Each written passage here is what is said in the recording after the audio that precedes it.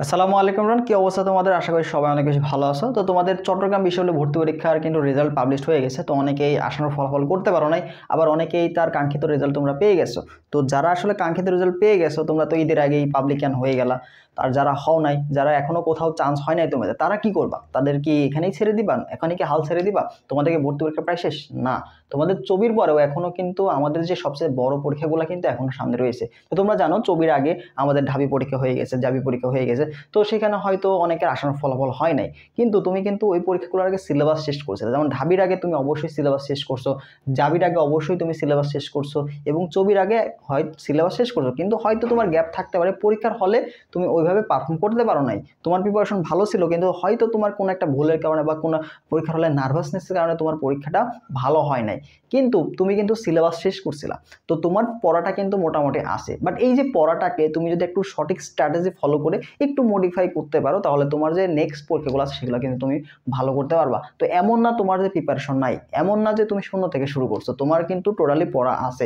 কিছু না হলেও তুমি কি প্রশ্ন ব্যাংকগুলো সলভ করছিলে না? তো প্রশ্ন ব্যাংকে যা পড়ছো ওখানে তো অবশ্যই কিছু বেসিক ধারণা তোমার মাথায় আছে, তো কনসেপ্ট তোমার কিছু অবশ্যই অবশ্যই আছে। তুমি একদম জিরো না, তোমার পড়াশোনা একবার করা আছে। তো সামনে যে পরীক্ষাগুলো আছে তুমি যদি এখন হতাশ না হও, দেখো মেইন কথা হচ্ছে, দেখো আমরা যখন হাল ছেড়ে দিই, আমাদের এটা কি বলতো, লুজারের থেকে অনেক বেশি খারাপ একটা বিষয়। তুমি কিন্তু হেরে যাও না, তুমি হাল ছেড়েছো, এটার থেকে আসলে নিকৃষ্ট কাজ কিছু হতে পারে না। তো তোমাকে অবশ্যই শেষ পর্যন্ত লড়াই করতে হবে। আমাদের যে শেষ ভর্তি পরীক্ষা এই বছর গুচ্ছ ক পর্যন্ত, তোমাকে অবশ্যই গুচ্ছ ক পর্যন্ত ওয়েট করতে হবে। তুমি যদি আসলে প্রিপারেশন নিয়ে থাকো, তুমি যদি পরিশ্রম করে থাকো, দেখবে যে কোনো না কোনো একটাতে তুমি টপ করবা। তো এখন তো হয়তো তুমি হয়তো চান্স পাইতা শেষের দিকে, কিন্তু বাট সামনে যে পরীক্ষাগুলো আছে সেগুলো তুমি কি করবা, দেখবে যে টপ পজিশনে তোমার চলে আসছে। বাট নিজের মধ্যে তোমাকে একটু মনোবল রাখতে হবে, আত্মবিশ্বাস রাখতে হবে। ঠিক আছে? তো তোমাদের প্রিপারেশনটা তুমি কি আসলে কি আমাদের সুযোগ আছে কিনা এই বিষয়টা একটু আলোচনা করবো। তুমি আমার কথাগুলো শুনলো, ইনশাল্লাহ তুমি অবশ্যই ভরসা পাবা যে তোমার দ্বারা সম্ভব কি সম্ভব না। ঠিক আছে? তো অবশ্যই ভিডিওটা সম্পূর্ণ দেখো। দেখো আমাদের যে আগামী যে পরীক্ষাগুলো আছে, যেমন কৃষি গুচ্ছ, রাবি গুচ্ছ ক। তো প্রথম আমাদের কৃষি গুচ্ছ ভর্তি হবে, সেখানে দেখো প্রায় 3800 সিটের মতো রয়েছে, 3800 বেশি সিট রয়েছে। ঠিক আছে? তো এখন দেখো আমাদের যে সকল পরীক্ষাগুলো দিলাম এর আগে, সেখানে কি কোথাও 3800 সিট ছিল একসাথে? ছিল না। কিন্তু কৃষি গুচ্ছে তুমি একসাথে অনেকগুলো সিট পাচ্ছ। তাহলে এখানে কিন্তু তোমার প্রিপারেশন নিয়ে তোমার কিন্তু চান্স পাওয়ার সম্ভাবনা কি আগেরগুলো থেকে সহজ। আগের যেমন তোমার যদি বলি চবিতে যতগুলো পরীক্ষা দিছে তার থেকে কম পরীক্ষা দিবে হচ্ছে কৃষি গুচ্ছে, জাবিতে যতগুলো পরীক্ষা দিচ্ছে তার থেকে কম পরীক্ষা দিবে হচ্ছে কৃষি গুচ্ছে। এবং যারা তোমার ঢাবিতে হয়ে গেছে, জাবিতে হয়ে গেছে, ইঞ্জিনিয়ারিং হয়ে গেছে, মেডিকেল হয়ে গেছে, তো এই যে টপ লেভেলের যে স্টুডেন্টগুলো তারা কিন্তু নাই। ঠিক আছে? বিশেষ করে ঢাবিতে কিন্তু সবাই পরীক্ষা দেয়। যারা মেডিকেল প্রিপারেশন তারাও দিছে, যারা তোমার হচ্ছে ভার্সিটি প্রিপারেশন তারাও দিছে, ইঞ্জিনিয়ারিং প্রিপারেশন তারাও কিন্তু অলরেডি দিছে। জাবিতেও কিন্তু সেম, জাবিতেও অনেক প্রিপারেশন, কিন্তু চবিতে বেশিরভাগ তোমার ভার্সিটি ক্যান্ডিডেটরাই দিয়ে থাকে এবং ইঞ্জিনিয়ারিংয়ের দিয়ে থাকে, কিন্তু যাদের মোটামুটি সবার চান্স হয়েই যায়। ঠিক আছে? চান্স হয়ে যায়। এখন যারা সামনে পরীক্ষা দিবে তারা কি করে, কৃষিগুচ্ছ এখানে একটু কম্পিটিশন বেশি হবে। কারণ বলতো এই কৃষিগুচ্ছ কিন্তু অনেকেই টার্গেট থাকে, কৃষিগুচ্ছ অনেকের টার্গেট থাকে। তো যারা তোমার মনে করে দেখা যাবে যে ঢাবিতে চান্স পেয়ে গেছে, তারাও তোমার কৃষিগুচ্ছে এসে পরীক্ষা দিবে। তো এখানে একটু কম্পিটিশন বেশি হয়, বাট এমন না যে চান্স পাওয়াটা ইম্পসিবল। ঠিক আছে? চান্স পাওয়াটা এখানে ইম্পসিবল না। তোমার যেহেতু জিপিএ মার্কটা নিয়ে আমরা কথা বলতেছি, তো যারা অবশ্যই আবেদন করো না, আবেদন করো। হয়তো এই বছর যদি আমরা প্রতিবাদ জানাই যে তোমরা যদি অবশ্যই আগে আসো, তাহলে অবশ্যই কৃষিগুচ্ছের জিপিএ যে মার্কটা 50, অর্থাৎ তোমাদের এসএসসি এবং এসএসসি মার্কের উপর ভিত্তি করে এটা কিন্তু টোটালি বৈষম্য। অর্থাৎ এই 23 ব্যাচ এবং 24-এর মধ্যে মার্কে কিন্তু অনেক ডিফারেন্স আছে, হিউজ একটা ডিফারেন্স আছে। তো এই জিনিসটা যদি কমায় দেয়, তো তোমার কিন্তু কৃষিগুচ্ছের প্রিপারেশনটা তোমাদের জন্য ইজি হয়ে যাবে। ঠিক আছে? তো 65-70 এর মধ্যে কিন্তু চান্স হয়ে যায়। তো কৃষিগুচ্ছের জন্য তোমরা কি করতে পারো, এখন সামনে তোমাদের 12 এপ্রিল কি কৃষিগুচ্ছ ভর্তি পরীক্ষা। ঠিক আছে? তো আমাদের হাতে কিন্তু মোটামুটি সময় আছে। ঠিক আছে? মোটামুটি সময় আছে। তো তুমি যেগুলো প্রিপারেশন নিছো, দেখো চবিতে তুমি প্রিপারেশন যেগুলো নিছো, কৃষিগুচ্ছে জন্য প্রিপারেশন আলাদাভাবে কিনতে হবে। আলাদাভাবে তোমার এখানে যে কাজটা করতে হবে সেটা হচ্ছে, তোমার এখানে কিন্তু ম্যাথ স্কিপ করার সুযোগ নাই। ঠিক আছে? এখানে হচ্ছে ম্যাথ স্কিপ করার সুযোগ নাই। তুমি যদি ম্যাথটা ভালো করে করতে পারো এক মাসে, এবং তোমার যে বাকি যে প্রিপারেশনগুলো ছিল, বিশেষ করে হচ্ছে বায়োলজি, কেমিস্ট্রি, এগুলো কিন্তু মোটামুটি তোমার কভার হয়ে গেছে। তুমি এগুলো যা পড়ছো বায়োলজি, কেমিস্ট্রি, এগুলো কিন্তু মোটামুটি কভার হয়ে গেছে। তো তুমি জাস্ট এই পড়াগুলোকে, তোমার যে ফিজিক্স এবং ম্যাথ, তোমাকে এখানে একটু সময় দিতে হবে। কোথায়?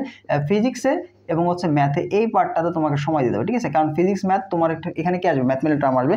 তো যারা জাবি এ ইউনিটের প্রিপারেশন নিচ্ছিল, জাবি এ ইউনিট এই প্রিপারেশন অথবা ডিইউ এ ইউনিট প্রিপারেশন নিচ্ছিল, তাদের জন্য মোটামুটি এখানে ইজি হবে। ঠিক আছে? কারণ তোমরা তো ওই যে ম্যাথমেটিক্সের পার্টগুলো, থিওরি পার্টগুলো, এগুলো আগে থেকে পড়ছো। হ্যাঁ? আর যারা শুধুমাত্র চবিকে টার্গেট করছিল, তাদের জন্য তোমাকে এখানে ফিজিক্স এবং ম্যাথে আলাদা করে সময় দিতে হবে। ঠিক আছে?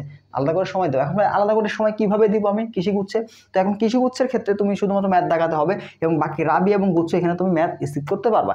এখন যদি এমন হয়, দেখো আমি তোমাদের একটা কথা বলি, যদি তোমাদের এমন হয় যে তুমি ম্যাথ মানে এখন পর্যন্ত কোনো দাগাও নাই এবং সামনে 1 মাসে তুমি ট্রাই করলেও পারবা না, দেখো সামনে 1 মাস কিন্তু যথেষ্ট সময়, তোমার কিন্তু সবগুলো চ্যাপ্টার পড়ার দরকার নেই। তুমি যদি এখানে ম্যাথে যদি 10+ টার্গেট করতে পারো, 10+ যদি তুলতে পারো, তাও তোমার কিন্তু একটা ভালো একটা মার্ক চলে আসে, ঠিক আছে।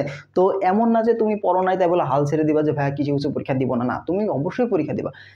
যেখানে যেখানে তোমার পরীক্ষা দেওয়ার সুযোগ থাকবে তুমি সব জায়গাতে পরীক্ষা দিবা, ঠিক আছে। পরীক্ষা দেওয়ার আগে তোমাকে যেহেতু 1 মাসের মতো সময় পাচ্ছ তুমি, তো অবশ্যই এখানে 10+ মার্ক তোলা মানে পসিবল। তুমি যদি একটু সময় দাও, একটু পরিশ্রম করো, তাহলে অবশ্যই পসিবল, ঠিক আছে। তো এখানে এসে কিন্তু তোমার মতো তোমারও যে ম্যাথে প্রবলেম, আরেকজনের যে ম্যাথে প্রবলেম, তো এই ম্যাথে এসে তোমার ডিফারেন্সটা ক্রিয়েট হবে, ঠিক আছে। তো যারা মেডিকেল প্রিপারেশন নিচ্ছে তারা দেখবে যে বায়োলজিতে 30-এর মধ্যে অনেক ভালো একটা মার্ক পাচ্ছে, 25 প্লাস 27-28 মার্ক নিতে পারতেছে। হ্যাঁ, তারা কেমিস্ট্রিতে যারা তোমার ম্যাথ ভার্সিটি প্রিপারেশন নিচ্ছে তারা আবার দেখবে যে ম্যাথ এবং ফিজিক্সে তোমার প্রিপারেশনটা ভালো, ওরা ওখানে ভালো মার্ক তুলছে। তো এই যে ফাইনাল যে ব্যাটেলটা হবে সেটা তোমার হচ্ছে এই যে ম্যাথের ক্ষেত্রে, ঠিক আছে। ম্যাথ ফিজিক্সে এখানে কিন্তু একটা ভালো একটা লড়াই হবে। তো তোমাকে এই দুইটা সাবজেক্টের উপরে এখন কাজ করতে হবে, ঠিক আছে। তো এখন কি করবো, তো এখানে তোমরা কি করতে পারো, ভার্সিটি ক কোশ্চেন ব্যাংকটা টাইপ ওয়াইজ সলভ করবা। ভার্সিটি ক কোশ্চেন ব্যাংকটা টাইপ ওয়াইজ সলভ করবা। কেন ভার্সিটি কোশ্চেন টপ বলতেছি, কারণ এখানে যে প্রশ্নগুলো আছে সেগুলো তোমার কি সকল টাইপের প্রশ্নগুলো আছে, থিওরি প্রশ্ন আসে, তারপর ম্যাথমেটিক্যাল টার্মগুলো আছে। কারণ তুমি যদি এখন বলি যে আসপেক্ট সিরিজের বই শেষ করতে, তুমি পারবা না, ঠিক আছে। তো তুমি কৃষির জন্য একটা বই প্রশ্ন নিতে পারো, সেটা হচ্ছে এই যে নেটওয়ার্ক যে বইটা আছে, এই বইটা তুমি নিতে পারো, ঠিক আছে। কৃষির জন্য যে নেটওয়ার্ক যে বইটা আছে এই বইটা তুমি নিতে পারো, ঠিক আছে। এই বইটা কালেক্ট করে পড়াশোনা শুরু করতে পারো বাসায় বসে বসে। তো এখানে মোটামুটি টাইপ ওয়াইজ সবগুলো ভাগ করে দেওয়া আছে, অধ্যায়ভিত্তিক প্রিপারেশন কীভাবে নিবা ওখানে প্রশ্ন ব্যাংকটা দেওয়া আছে, ঠিক আছে। তো এরপরেও যারা ভার্সিটি ক কোশ্চেন ব্যাংক সলভ করতে চাও, তারা আমাদের ভার্সিটি ক কোশ্চেন ব্যাংক সলভ ক্লাস রয়েছে, কোর্স রয়েছে। তো একা একা হয়তো অনেকে সলভ করতে পারো না, তো যদি একটু কেউ একজন বলে দেয় বা একই সাথে যদি সলভ করতে চাও, তাহলে কিন্তু তুমি সলভ করতে পারবা। দেখা গেলো আমরা কি করি, প্রশ্ন ব্যাংক সলভ করার সময় যখন একটা দুইটা প্রশ্ন পারতেছি না, তখন কিন্তু আমাদের আর সলভ করতে ইচ্ছা করে না। এই যে ইচ্ছা করে না, অনীহা, এই জিনিসটা পরে কিন্তু আর সলভ করা হয়ে ওঠে না। তুমি আজকে বাদ দিছো মানে ওইটা কিন্তু বাদ, দেখবা যে পরবর্তী দিন আর তুমি ওইটা সলভ করতে পারো না।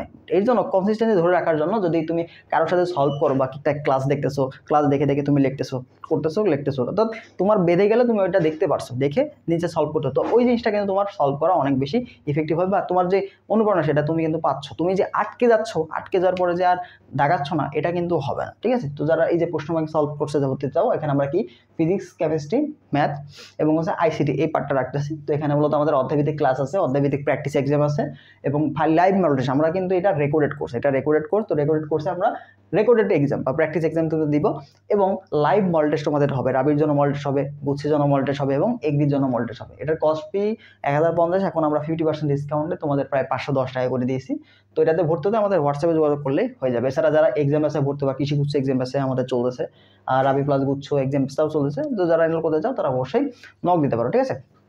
আচ্ছা, তো আমাদের কৃষিগুচ্ছের কথা তোমাদের বললাম। তো কৃষিগুচ্ছ কি করবা, নেটওয়ার্ক। তো কৃষিগুচ্ছের প্রিপারেশনের পাশাপাশি তখন কি করবা, যদি তোমার রাবি এবং গুচ্ছ এইগুলোতে যদি পরীক্ষা দেওয়ার ইচ্ছা থাকে, তো ভাই আমি কি আলাদা করে কৃষিগুচ্ছ প্রিপারেশন নেবো দেন আমি রাবি গুচ্ছ, না, তুমি কিন্তু কি সময় পাবো না। দেখো রাবি গুচ্ছ এখানে কিন্তু আমাদের 26 এপ্রিল, ঠিক আছে, 26 এপ্রিল পরীক্ষা হবে এবং এখানে কিন্তু 9 মে পরীক্ষা হবে, ঠিক আছে। তো গ্যাপটা কিন্তু এতটাও বেশি না, দেখো 12 তারিখ 14 দিন মাঝখানে গ্যাপ আছে। তো 14 দিনে তুমি তো আর রাবির প্রিপারেশন কভার করতে পারবা না, পারবা।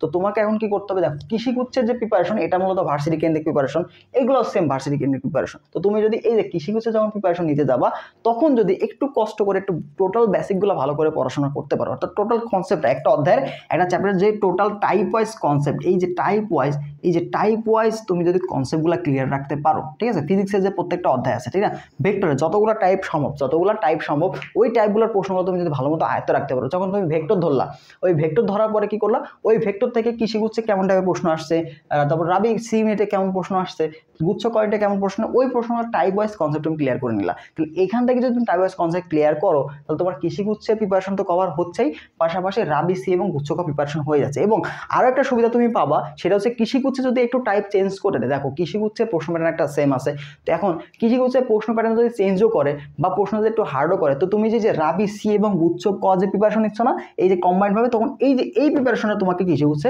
হেল্প করবে। অর্থাৎ প্রিপারেশন তুমি যত বেশি অ্যাডভান্স নিতে পারো, তোমার জন্য তত বেশি ভালো। যখন তুমি শুধু কৃষিগুচ্ছ পড়ছো, তার মানে কৃষিগুচ্ছের স্ট্যান্ডার্ড তুমি ফলো করছো, বাট তুমি যখন রাবি সি এবং গুচ্ছ কয়ের প্রিপারেশন একসাথে নিচ্ছ, তখন তোমার কি সকল কনসেপ্ট কিন্তু এটার মধ্যে ইনক্লুডেড হয়ে যাচ্ছে। তার মানে প্রশ্ন যদি এখানে প্যাটার্ন চেঞ্জও করে, তাও তোমার কিন্তু এই যে রাবি সি গুচ্ছ যে প্রিপারেশন তুমি নিছিলা, প্রশ্ন ব্যাংকগুলো সলভ করছিলা, এখানকার টাইপগুলো ভালো করে পড়ছিলা, ঠিক আছে, হ্যান্ড ক্যালকুলেশন ভালো করে করছিলা, তো এই জিনিসটা তোমাকে এখানে বেশি হেল্প করবে, ঠিক আছে। তো ওভারঅল তুমি যদি একটা কম্বাইন্ড একটা প্রিপারেশন নিতে পারো, তো সেটা তোমার জন্য অনেক বেশি বেস্ট একটা আউটপুট পাওয়ার সম্ভাবনা রয়েছে। ঠিক আছে, তো ঠিকভাবে তুমি যদি বলি যে তারা কৃষি গুচ্ছে পরীক্ষা দিতে পারছো না, দেখো গুচ্ছ কত এবার কিন্তু জিপিএ মার্কটা অনেক কমাইছে, কত বলো তো 7.5 করছে। ঠিক আছে, তো জিপিএ মার্কের উপর কিন্তু এখানে আলাদা করে নাম্বার নাই।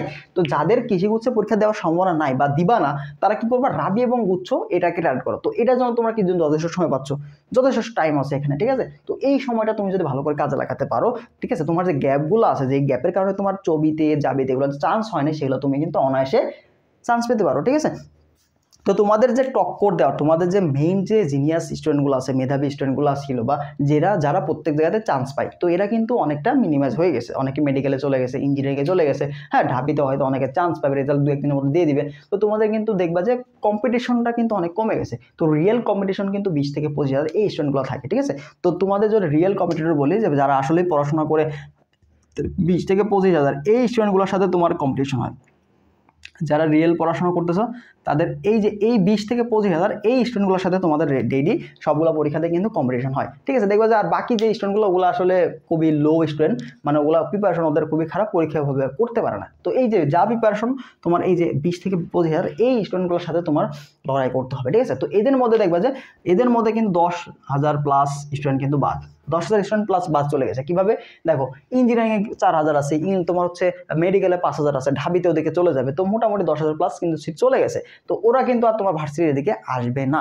ঠিক আছে, তাহলে রাবি এবং গুচ্ছতে কিন্তু ওরা যদি পরীক্ষাও দেয়, তাও কিন্তু ওরা কি বলতো ওরা পড়বে না এখানে, কারণ ইঞ্জিনিয়ারিংয়ে চান্স পেলে ইঞ্জিনিয়ারিংয়ে চলে যাবে। তো ওভারঅল তোমার কিন্তু সামনে কি 10 থেকে এই যে 15,000, এই 10 থেকে 15,000, এই 10 থেকে 15,000 সাথে তোমার কম্পিটিশনটা হবে। তো কম্পিটিশনটা কিন্তু অনেক 50% কমে গেছে। তো তুমি যে জাস্ট একটু হাল না ছেড়ে যদি একটু লড়াই করতে পারো, তোমার যে গ্যাপটা আছে যদি একটু পূরণ করতে পারো, তাহলে তোমার কিন্তু মোটামুটি চান্স হয়ে যাওয়ার সম্ভাবনা রয়েছে।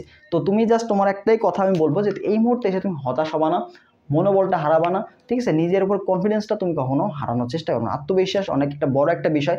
তুমি যখন নিজের প্রতি আত্মবিশ্বাসটা হারাই ফেলবা, তখন আসলে তুমি কোনো কাজই করতে পারবে না। তো নিজের প্রতি বিশ্বাস এটা অনেক বেশি গুরুত্বপূর্ণ আমাদের, যে তুমি পারবা, আমাকে পারতে হবে, আমার যে সামনে সময় আছে এই সময়ের মধ্যে আমি অবশ্যই শেষ করতে পারবো। তো এরকম যে কনফিডেন্স নিজের মধ্যে কিন্তু তোমাকে অবশ্যই রাখতে হবে। ঠিক আছে, তো এই জিনিসটা অবশ্যই ফলো করার চেষ্টা করবা। আর যারা ভালো করে প্রিপারেশন নিতে চাচ্ছ, তারা এখন থেকে শুরু করে দাও। কৃষি গুচ্ছের পাশাপাশি রাবি গুচ্ছ যারা প্রিপারেশন নেবা, তারা 3টা প্রিপারেশন একসাথে কম্বাইন্ডলি প্রিপারেশন করো।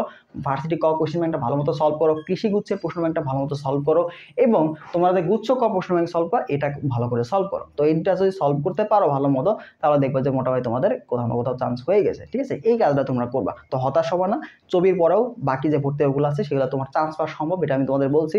এবং তোমাদের কম্পিটিশনটা আগের থেকে অনেক কমে গেছে, এবং তুমি যদি চেষ্টা করো তাহলে অবশ্যই পারবা। ঠিক আছে, তো হাল ছেড়ো না, লড়াই করতে থাকো, ইনশাল্লাহ শেষ পর্যন্ত তুমি দেখবে যে একটা টপ সাবজেক্ট তুমি ইনশাল্লাহ নিয়ে পড়তেছো, পাবলিক অনার্স হবে, তোমার পূরণ হয়ে যাবে। সবার জন্য দোয়া থাকবে, সবাই ভালো থাকো, আল্লাহ হাফিজ।